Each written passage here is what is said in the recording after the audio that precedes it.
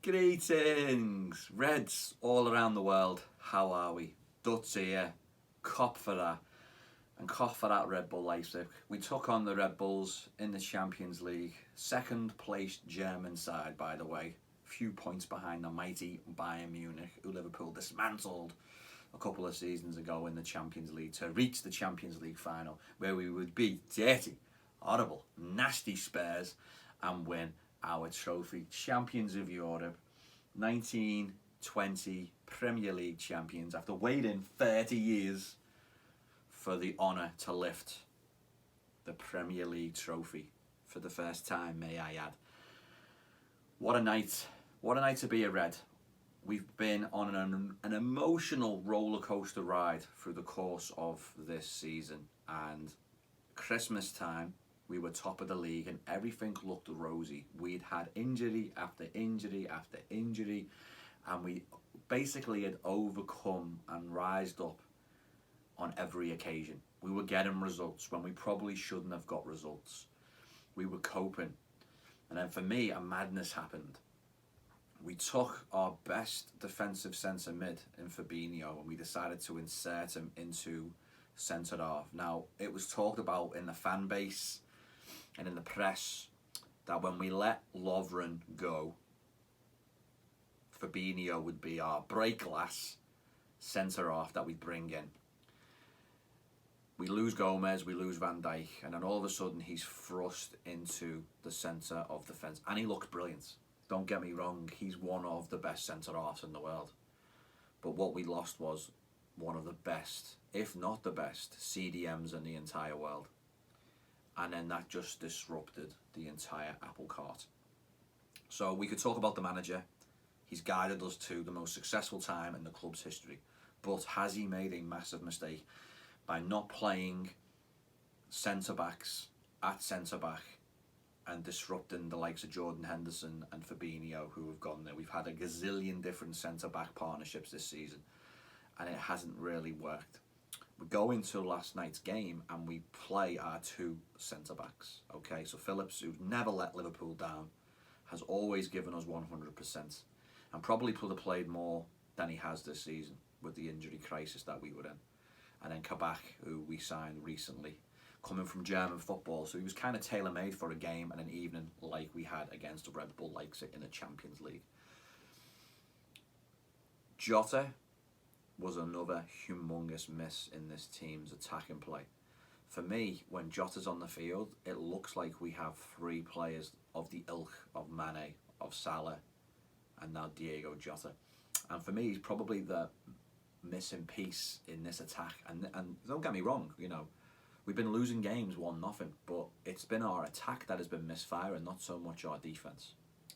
So last night we played a phenomenal game in the second leg of the Champions League.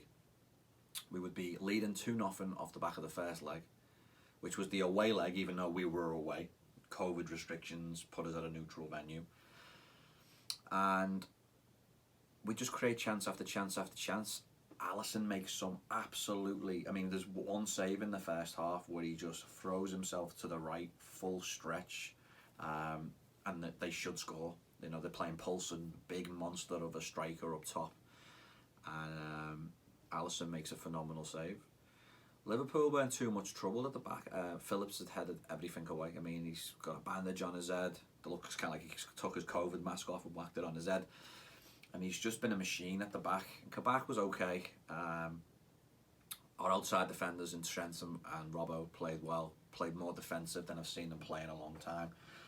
And, you know, if anyone's going to navigate a knockout competition, it's the man we've got at the helm, Jurgen Klopp. And, you know, our fan base has took its head for a massive wobble recently. And there's been talks of, you know, of him leaving, of him taking a Germany job now, and then Gerrard coming in. And Stevie G basically said, listen, you have no clue how much the Liverpool fans love this man. And we do love this man. They don't want Steven Gerrard as manager right now.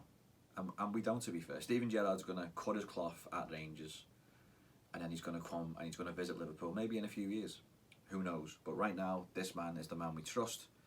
And I just think now he's put his centre-backs in place, I feel like we can go through the rest of the season playing Fabinho as centre-half, God willing he stays healthy, and we will be fine. Would you bet against him winning the Champions League? I definitely wouldn't. He's a phenomenal knockout competition coach. 0-0 at half-time.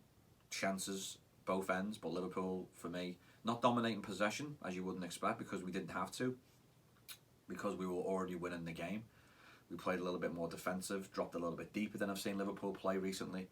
But we come out in the second half, and about 3-minute period between 70 and 73, we get the 2 goals, and the goals that we deserved. First of all, Jota's an amazing pass into Mohamed Ahmad, Bruce Lee Salah, and he just slots it bottom corner. I've seen him score this goal a couple of times this season. Absolutely fantastic, breathtaking stuff from Salah. Puts us 1-0 up. And then we make a few changes. Obviously now we're 3-0 up in the competition. Origi comes on, and he actually does something. He puts in an incredible cross to the back post to Mane, and Mane just slots it in, bottom corner. Absolutely fantastic. Then it'll allow Klopp to bring on a few subs, and just basically see the game out. But all in all, it was a fantastic performance. Listen, Reds, fans all around the world, stay positive. We can win this Champions League. We definitely can. The league, obviously, I think we're battling for 9th place with Aston Villa and Arsenal. I think that's kind of where we're going to come. I'd rather not play in the UEFA Cup and just rebuild for next year. But if we can win the Champions League, what an amazing statement that will be with the squad and the confidence going into the next round, the quarterfinals, and then it's anyone's game at the end of the day. All right, subscribe to the channel, put a like on the video, that would be appreciated. We're going to be fine, Reds. I'm looking forward already to next season, but let's put a little bit more effort and love back into this team, because they've given us the most insane football that we've seen in our lifetime over the last 3 years. There was always going to be a drop-off. We didn't realise that it was going to be injury-based to the degree it's been. But stay positive, support the lads. We've walked through a storm and we've held our head up high. I'm going to say ta-da. This has been Duts. This has been Kop For That. Ta-da for now. Ta-da. And you'll never walk alone.